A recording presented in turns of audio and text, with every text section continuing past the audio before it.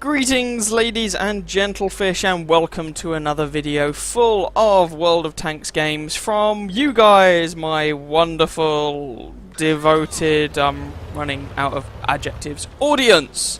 That's the word I was looking for, my audience. In this video we're going to be focusing on German tank destroyers, and not just any old German tank destroyers.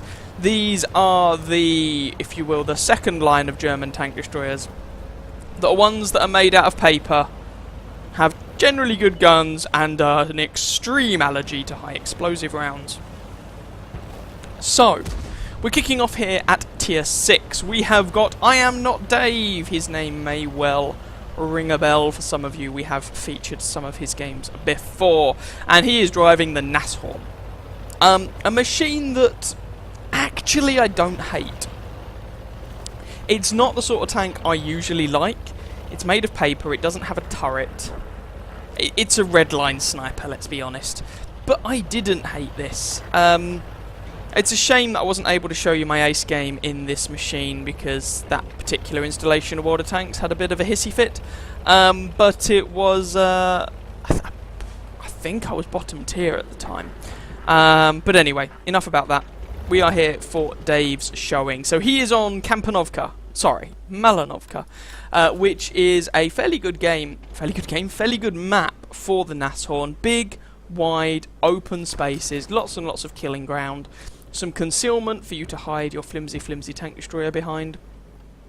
However, this is a tier 8 match. Now, the Nashorn doesn't care about tier 8 matches as much as some people.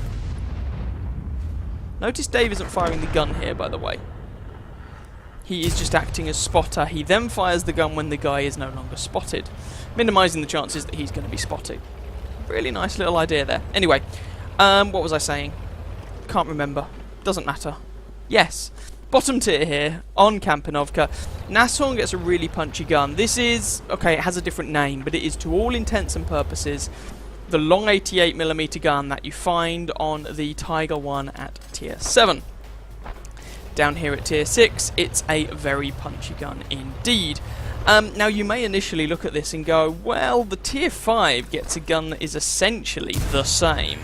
So, what's so special about the Nashorn? And I do have a full review of the Nashorn if you are interested in it, by the way.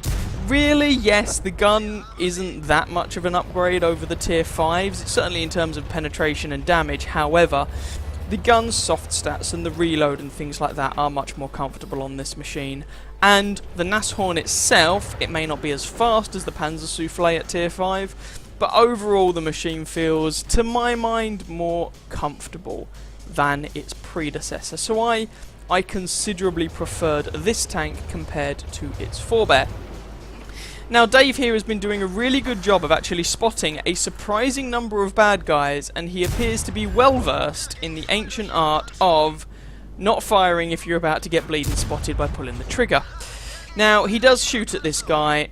1, he's able to track him. 2, seems to be taking a little bit of a gamble, but the guy is at 383 meters range, and providing there's no one ridiculously close that is spotting Dave, haha, there we go, his pretty good camo values will probably keep him alive for a little bit. Unfortunately, the Tiger P does spot him, and he does actually take a shot there from one of the T-25 pilots, which is slightly, well, you could say unfortunate, but shouldn't come as a massive surprise. Hello, Mr. VK. Goodbye, Mr. VK. Hello, Mr. T-25. How are you doing today? Goodbye, Mr. T-25. Very well, thank you. That's kill number 3, by the way.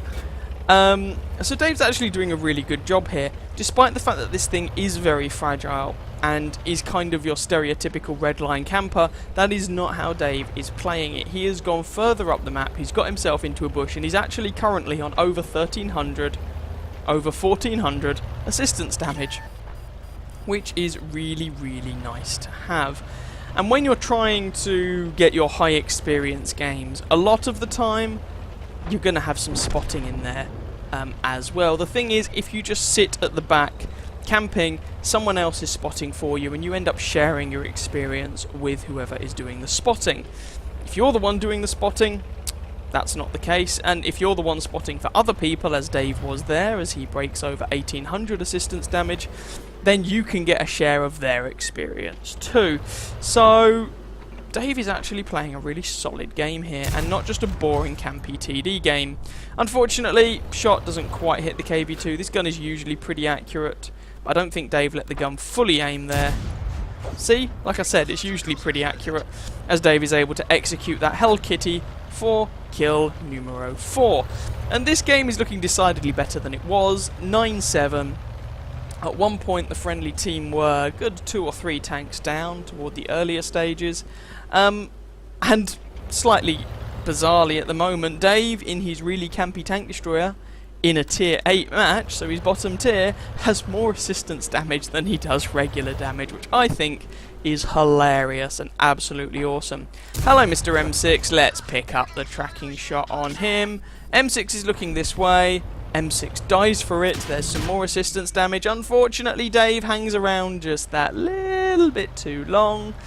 I think I would have pulled back as soon, or rather I would advise, whether I'd have done it or not is a different story of course, I'd advise in that situation pulling back as soon as you pull the trigger, because you're going to get spotted and you're going to get shot. So Dave is now only on 92 health, although that Churchill did waste an APCR round on him, which is quite funny. The armour on the Nashorn is absolutely abysmal. You don't need that high explosive. But Dave is now on a nice amount of damage, really nice amount of spotting damage. The team is winning 12-7, and there's still 2 of these guys left to do something about. Speaking of Mr. Churchill, hello, how are you today? And that shot unfortunately missed. The guy is at 541 meters. I mean, this gun is reasonably accurate, but you do have to bear in mind he's a long, long way away. The other nice thing about having around about 200 penetration on this gun at tier 6 is, well, you can see Dave's got some APCR rounds here, but honestly you don't really need to fire APCR in this tank. All of those blind shots missed, by the way. Go figure. There's no way Dave's going to get spotted here. He is, however, going to put in some more damage. Can he pick up the kill? Number 5. That just leaves this VK3002D, who is friggin' miles away. Dave is going to struggle to get close enough to this fella to do much. Unless the guy drives this way, of course. And it looks like Dave is going for some blind shots. Can't really blame him. The Nashorn not really fast enough at this point to effectively reposition and keep itself in the action. But nonetheless, who knows? Maybe 1 or 2 of these shots will have hit. That would be nice. 1 round of armor piercing left for Dave here, plus 3 HE, plus his 13 APCR. There we go. There goes all the armor piercing. And let's just fast forward this a little bit to see if Dave is able to pick up some more damage. No, he's not. So that is the match. Let's have a look at the post-game stats. Here we go then. Ace tanker, spotter, bruiser, duelist, fighter, and fire for effect there for Dave. Unfortunately, none of his blind shots on the VK3002D at the end did actually hit their mark. Slightly unfortunate, but let's be honest, we can't complain too much. He does appear to have hit a blind shot somewhere though, as his damage count was actually 2,812, 5 kills, 1,678 base experience, which is a very nice result indeed. I can tell you from my own personal experience, to ace the Nashorn, you only need about 1,100 base experience, so that's another 5 to 600 XP on top of that. So very, very nicely done. Where did that XP come from? Well, of course, you've got the almost 3,000 damage. A lot of that damage was against higher tier opponents, so that will give you a nice multiplier. And of course, that 2,752 assistance damage in a paper TD. Really, really nice. 24 shots fired, 14 hits, 14 penetrations. So of the shots that hit, all of them penned with armor piercing ammo, none of this premium nonsense. Don't pay too much attention to how many of the shots that Dave fired actually hit, because he fired a number of blind shots. So yeah, 3 hits received, all of them penetrated. So yeah, there's the armor for you. It was only an 8-minute match, and with a premium account, Dave made a profit of 57,000 credits, which is really, really nice, and times 3 experience for the first win of the day. There was an event at the time for a shed ton of XP. Really nice way to kick this video off then, Dave, in his Nashorn. let's go on to video number 2. Video number 2, game number 2. God, words, they're so hard. Game number 2 then, and we join Trilok 1945 in his Kruppstreher Waffenträger. Unfortunately, this is the second time I've tried to record this, as the game client crashed on me the first time because wargaming coding, very, very strong. Mines map, this thing is tiny and really shouldn't see games above about tier 5, but what you gonna do about it, I guess. And this tank, the Kruppstreher Waffenträger, Kruppstreher, I think, Waffenträger. Either way, the Kruppstreher Waffenthrower. I mean, it's a bad machine. It's a premium tank. This is not for regular sale in the from the regular tech tree. Having said that, I think it's quite nice to have in this video because it shares many of the similar traits of these more fragile German tank destroyers, i.e. it is made of tissue paper and wishful thinking. You can kill this thing by kind of poking it with a pointy stick, to be honest. You get the same gun that Dave was using in his Nashorn in the previous match, Long 88. Still a decent gun here at tier 7, although the presence of the Tiger at tier 7, that actually has some health, almost twice the amount of health, a little bit of armour, and basically the same gun with kind of comparable performance, it does make you wonder. Hello, Mr. Leo. Go figure. It does make you wonder why a tier 7 tank destroyer packs the same gun, but what are you going to do? Anyway, Trilok is in a tier 7 match, and he is wrecking the front of this IS to begin with. He's got binos and a camo net, so he's going to have pretty good camouflage values, especially as this tank is quite sneaky. Hello, Mr. M4. How you doing? And so far, Trilok's managed to put in a respectable amount of damage, but that enemy, Cromwell, is being a little bit enthusiastic. In fact, the enemy team in general is being rather enthusiastic. It's very rare that I see enemy teams on this map that are quite this aggressive. But hey, I guess this is what Trilok's got to deal with, so it's what he's going to deal with. Hello, Mr. Cromwell. That's a bit optimistic of you, isn't it? You might want to pay attention to the guy who's shooting you. Just a thought. No? Well, now he's tracked you. And you're on 1 health. 1 health? Really? Really? I want a refund on that shell. It was 1 hit point. Oh well, never mind. Dead is dead. Now, I'm not sure if it's that all these people are just ignoring Trilok, and that was an incredibly unlucky shot, or if they haven't spotted him. I would have thought he would have been spotted, but then again, maybe I'm wrong. Like I said, this tank is quite sneaky, and Trilok doesn't seem to have 6th sense. Nice blind kill for kill number 3. So, I don't know. Either way. Scoreline is 9-6. Now, Trilok is going to try and get some shots on the people on the hill, and in my opinion, he's going to get hideously unlucky. We've got a T-29. No shots on him. IS, there's only a tiny little bit of him poking up. That's really difficult. Okay, so not really any shots on him. There's a Tiger up there somewhere, who we don't appear to have shots on. And there's an Oni up there somewhere as well. Now, on the one hand, it would be nice if Trilok moved forward to get some more damage in. On the other hand, this thing, as I said, is made of fairy wings and paper mache. And, ooh, Oni. Alright, let's try and shoot him then. And of course, it doesn't even hit where Trilok aims. Hits the top of the guy's turret and bounces off at an auto ricochet angle. Let's try this again, shall we? God, you couldn't make this up sometimes. Rinse and repeat. I think the gunner might be drunk. Oh, there goes the IS, and the Oni's gone down the other side of the mountain now, and so's the Tiger, and there we go. Trilok is going to commit horrendous sins against the fatherland by shooting this poor precious Tiger. There we are, matey boy, old chum. Now, there's only 3 of them left, the Oni, the Tiger, and the Leo. In order to get any more damage in, Trilok's really going to have to move around to the other side of the map. Well, unfortunately, my game client keeps crashing repeatedly, because Wargaming seeming capable of releasing patches that are actually stable. There we go. Either way, in this particular case, Trilok wasn't involved in any more of the match. The match was essentially over, and the Kruppstreher is far too slow to actually get into the action again. It's kind of the problem with the one of the problems with the tank. Now that game wasn't necessarily spectacular, but I wanted to show it because I haven't shown or showcased this machine before, and I thought it'd be nice just to have a game from it. So thank you, Trilloc, for sending that in. Second class mastery, fire for effect. Finished second on his team by experience. 2,063 damage done. That's the most damage of anyone on his team. 3 kills, 822 base experience. And commiserations to the enemy team, because the friendly team capped that one out, despite the fact they really didn't need to, but they did anyway. Trilloc was using, by the looks of it, chocolate there, consumable, hence the 20,000 credit costs for that consumable there.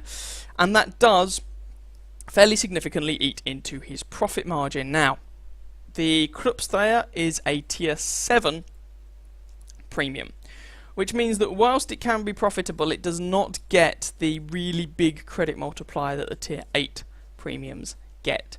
As a result, it's not the best credit maker in the world, but I guess it gets the job done. So with the premium account, that was a 41,500 credit profit. Time to have a look at our third game from this compilation. Match number 3 then, and we are joining Circle of Sorrow in his Griller 15. This is the tier 10 German tank destroyer that tops the more fragile German TD line. Apologies in this video, I've had to turn the graphics quality down, I'm afraid, because with the current patch, I don't know, the game crashes if it's on a slightly higher graphical setting. Don't know why, it's nothing to do with the FPS or anything like that, but it's a problem I occasionally have with this game after some patches, and then it seems to get resolved after some other patches, so I don't know. Either way, Circle is here on Prokhorovka. Tier 10 match, of course, he's in the tier 10 machine at the end of the day. And one thing that I found immediately interesting about this replay is Circle packs 14 high explosive rounds in this tank. Now don't get me wrong, this is a 15cm gun, the high explosive rounds do a lot of damage, what, 900 or something? 950 alpha damage, 75 penetration, but I'm surprised he has quite that many of them. Oh well. As you can immediately see, the Griller 15, despite what you might expect from the appearance, is actually quite mobile. 50 kilometers an hour, Circle was bombing it along at, and fully rotating turret. Well, no, I lie.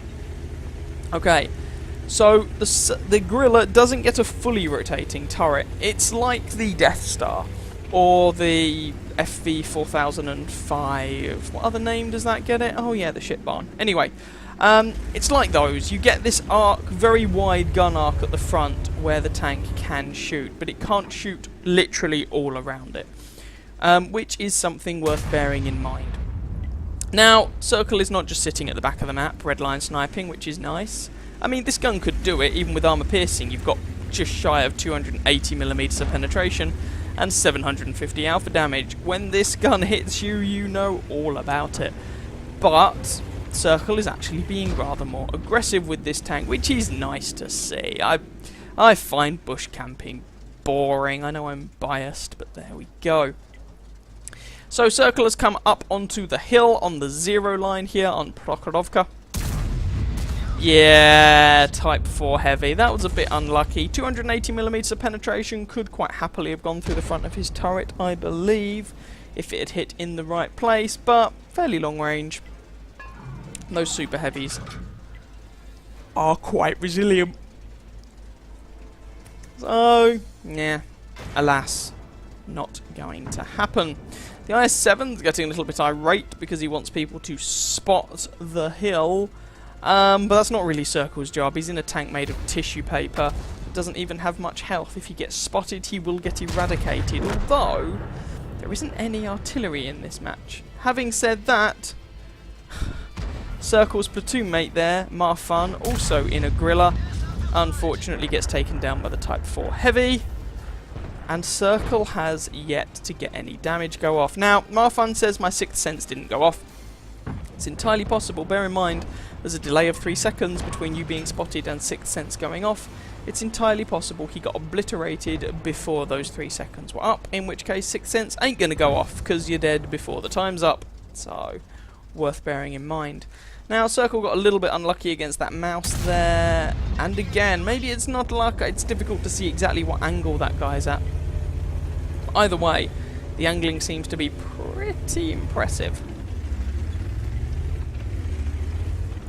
So unfortunately in this game, Circle is still bereft of any damage. Sometimes that's just how the games go.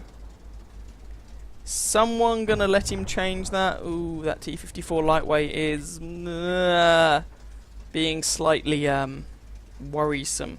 Let's go with worrisome. Object 416, Type 4 heavy. There was anyway a Jagdtiger away in the background, and Circle is effectively the only one up here. The 113, who is down in the gulch, and it seems that the friendly team's getting into a bit of a spamming war. It does not help that most of the friendly team are just sitting on J2 doing nothing.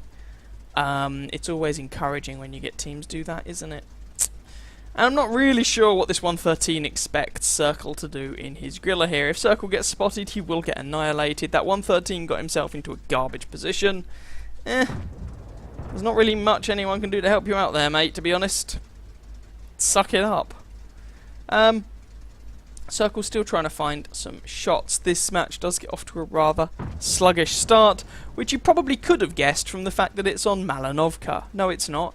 It's on... oh, what's it called? Fiery Salient. There we go. If I've been saying other map names before, I apologise. My brain appears to be dribbling out my ears. It's far too warm at the moment. I know this is England and it's not supposed to be far too warm, but what can I say? It is. So, 113 has moved backwards. There's the Object 416 there. And, well, the enemy team honestly also appear to be camping pretty hard on the B2 square.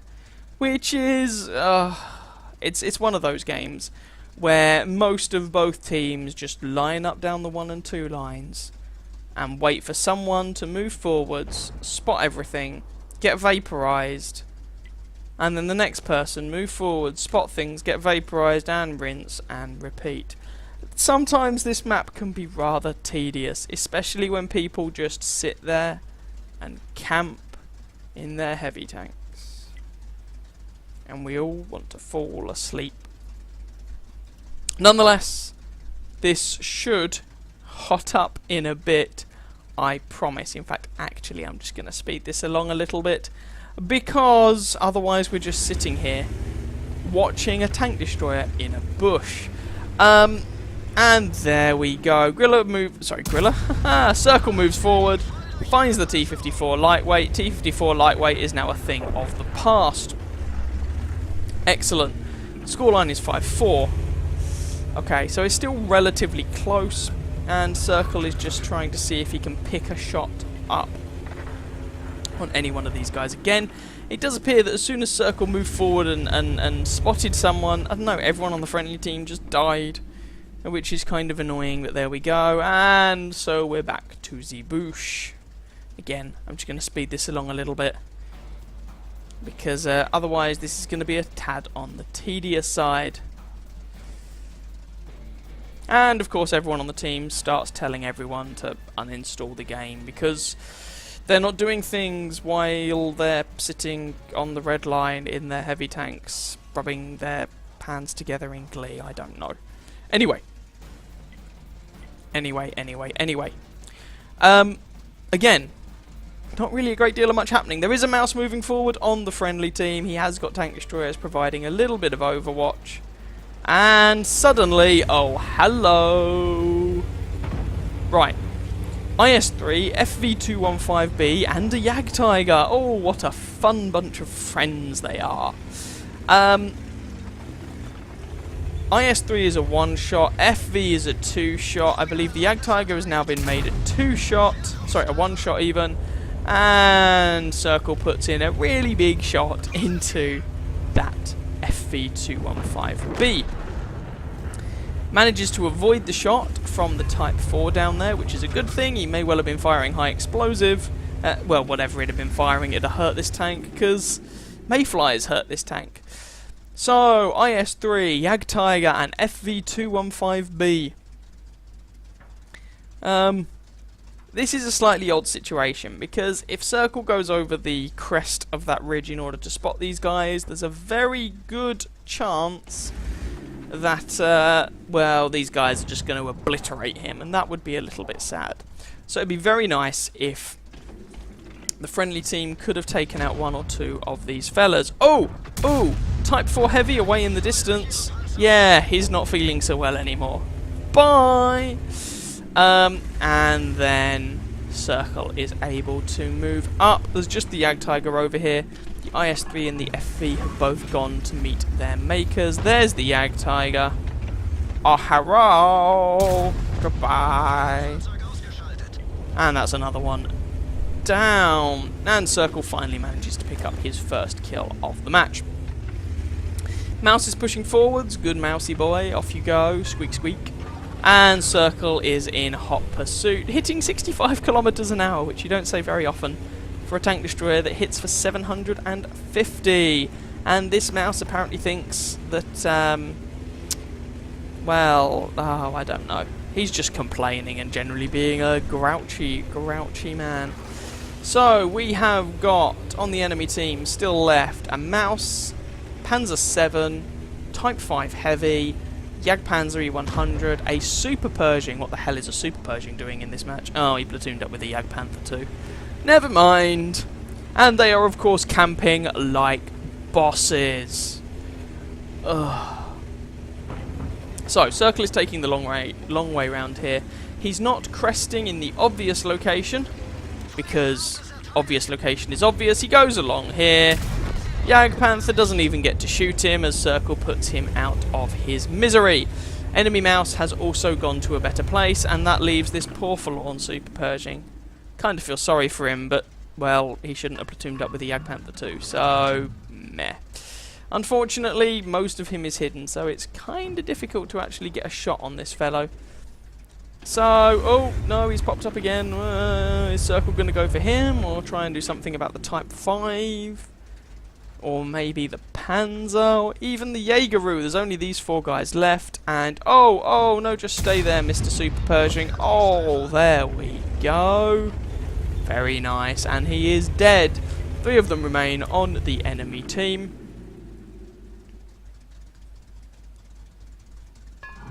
And yet, the friendly team, a good number of them, are still sitting on the H-line. I mean, Jesus. Ah, well, never mind. What you gonna do, eh? What you gonna do? Type 5 Heavy has been spotted. The nice thing about these Japanese tanks, they're so big that it's very difficult to actually hide them properly. And there we go. There's 784 through the side of his turret. Nom nom nom nom nom. Tasty experience, nom. Right, still got that Type 5 Heavy alive though. Panzer 7, Jagdpanzer 100, despite the fact there's only 3 tanks left on the enemy team. They have quite a lot of health between them, and the fact that the friendly team, most of them are still being incredibly cautious, let's be polite and put it that way, means that there is actually, potentially, still a lot of damage and a lot of experience to be had. And here we find out that this thing doesn't have the best gun elevation. Interesting. Anyway, Panzer 7 becomes kill number 3, and that just leaves the Type and the mighty Jaegeru. And, well, at this stage, to be honest, Circle can take a shot or two from these fellas and not be dead. So in a sense, you know, might as well be a little bit more aggressive. Having said that, it does depend on whether you've got the Type 5 Heavy with the derp gun, I guess, and all that jazz. Speaking of the Type 5 Heavy, there he is. No, there's a sandbank in the way, or a bank of earth in the way. There's only 1 minute 40 of this match left, and finally the friendly team have advanced to the F-line. Yeah. Jagdpanzer takes out the ML1, so he's going to be reloading, and that leaves Circle free to move forwards and try and poke the enemies with his pointy stick. Drive me closer so I may hit them with my sword. So, Type 5 Heavy doesn't have a huge amount of health left. The friendly Mouse is still being decidedly unfriendly. And we don't know about the Jagdpanzer, but he's probably got a lot of health. There we go, almost on full health because he's been sitting here at the back. Circle puts a nice big fat shot into the side of him and then has to wait a million years in order to reload this gun. In the meantime, that guy gets himself executed, although Circle does manage to pick up some assistance damage into the bargain and picks off the Type 5 Heavy as well. And that's the game. Let's go and have a look at the post-game stats. Here we go then. That game was enough for Ace Tanker, Spotter, Bruiser, Fighter, Fire for Effect and High Caliber awards there for Circle of Sorrows Gorilla. 6,468 damage done, 4 kills, 1,155 base experience. The quote-unquote friendly mouse came second on the team, 3,500 damage, and 3,000 spotting as well, with some damage blocked into the bargain. Circle managed to fire 13 shots, 13 hits, 10 penetrations, 6,468 damage done, 2,853 from more than 300 meters. So a lot of those shots were from much closer range than you might have thought. 1,722 assistance damage, 9 enemy vehicles spotted, 4 of them destroyed, and even with a standard account he managed to make a rather respectable profit, which is rather impressive for a tier 10 machine, especially one that doesn't typically do a lot of its own spotting. There we go then, a trio of paper armoured tank destroyers for you in this video. I hope you guys enjoyed. If you did, by all means feel free to catch some of my other videos and or subscribe to my channel, and as ever, I wish you very happy hunting on that battlefield. Ciao ciao.